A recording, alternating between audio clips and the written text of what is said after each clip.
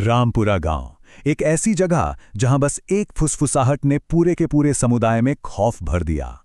चलिए आज समझते हैं उस भयानक टोटके की कहानी को, जिसने ये दिखाया कि कैसे अंधविश्वास और बदले की आग किसी भी शांतिपूर्ण जगह को तबाह कर सकती है। इस पूरी कहानी को ना हम 5 हिस्सों में बांटकर देखेंगे। शुरुआत होगी गांव पर मंडराते एक अनदेखे साये से। फिर हम देखेंगे कि टोटके के निशान कैसे बढ़ते गए। इसके बाद पर्दाफाश होगा कि असली गुनहगार कौन था, कैसे मंत्रों का एक महायुद्ध छिड़ा, और आखिर में हम जानेंगे कि क्या गांव को कभी सच्ची शांति मिल भी पाई या नहीं। हर बड़ी कहानी की शुरुआत ना अक्सर एक बहुत छोटी सी बात से होती है। यहाँ भी सब कुछ एक साधारण सी फुसफुसाहट से शुरू हुआ, जो रामपुरा की औरतों के बीच फैल रही थी। कहते हैं किसी ने गांव में टोटका किया है, और बस यही वो चिंगारी थी जिसने पूरे गांव में डर की आग लगा दी। तो चलिए कहानी के पहले हिस्से में चलते हैं। गांव पर एक अनदेखा साया, एक ऐसा सन्नाटा जो असल में चीख रहा था, और एक ऐसा डर जो धीरे धीरे, बहुत धीरे धीरे सबके दिलों में घर बना रहा था। जरा सोचिए, रात का अंधेरा, एक टिमटिमाती हुई लालटेन की हल्की सी रोशनी, और उसके नीचे गांव के कुछ लोग जिनके चेहरों पर खौफ साफ दिख रहा था। हर कोई अपनी अपनी अजीब कहानियां सुना रहा था। किसी ने पीपल के पेड़ के नीचे एक काली परछाई देखी थी, तो किसी ने अजीबो-गरीब आवाजें सुनी थी। और बहुत जल्द सब समझ गए कि ये कोई मामूली बात नहीं है। और यहीं पर टोटके का जिक्र शुरू हुआ। अब ये टोटका आखिर है क्या भला? देखिए, ये सिर्फ कोई अंधविश्वास नहीं है।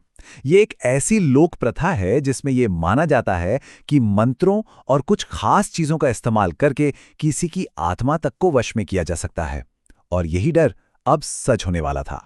बहुत जल्द गांव का ये जो एक अनजाना सा डर था ना, उसे एक चेहरा मिल गया।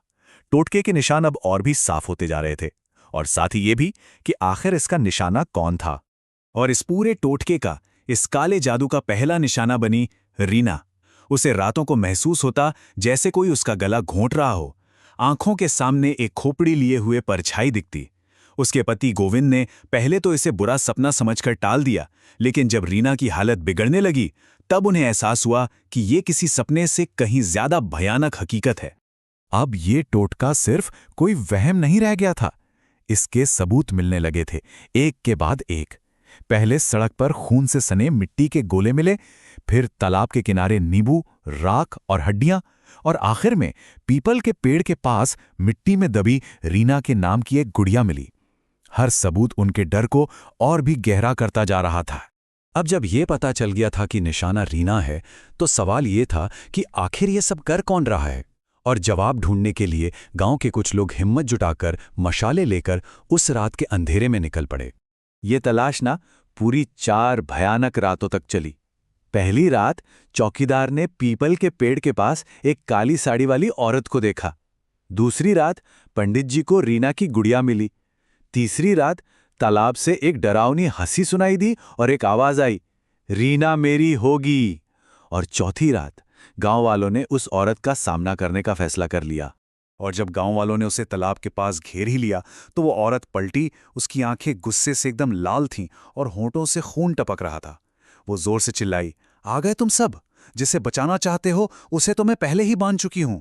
और तब जाकर असली कहानी सामने आई।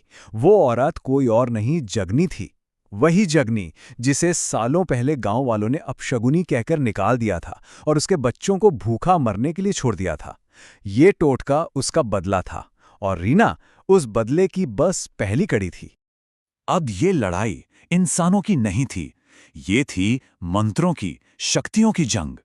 एक तरफ थी बदले की आग में जलती काली शक्ति, और दूसरी तरफ थी गांव को बचाने वाली दैवीय शक्ति।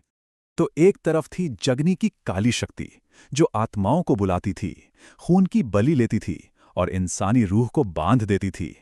और दूसरी तरफ थे पंडित जी, जिनके पास था पवित्र गंगा जल और वो शक्तिशाली मंत्र जो किसी भी आत्मा को मुक्त कर सकते थे। और ठीक इसी घमासान के बीच वहां रीना आ पहुंचती है। लेकिन वो अब रीना नहीं थी। उसकी आंखें पूरी तरह सफेद हो चुकी थीं और चेहरा काला पड़ गया था। एक भयानक अनजानी आवाज में वह बोली, मैं अब इंसान नहीं, मैं अब उसकी हूं। पंडित जी ने अपने मंत्रों का जाप और तेज कर दिया, और जैसे जैसे उनके मंत्रों की शक्ति बढ़ती गई, जगनी की वो काली ताकत जिसने 3 भयानक आत्माओं को बुलाया था, वो कमजोर पड़ने लगी। ये अच्छाई और बुराई की एक सीधी टक्कर थी। और आखिर में पंडित जी के मंत्रों की शक्ति जीत गई।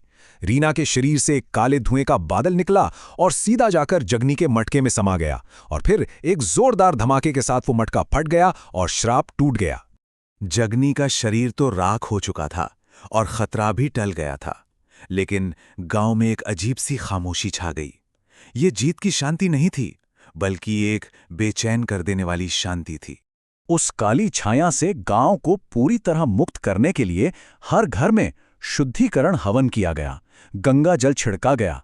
ये सिर्फ एक रस्म नहीं थी, बल्कि पूरे समुदाय की तरफ से अपने खोए हुए विश्वास और शांति को वापस पाने की एक कोशिश थी।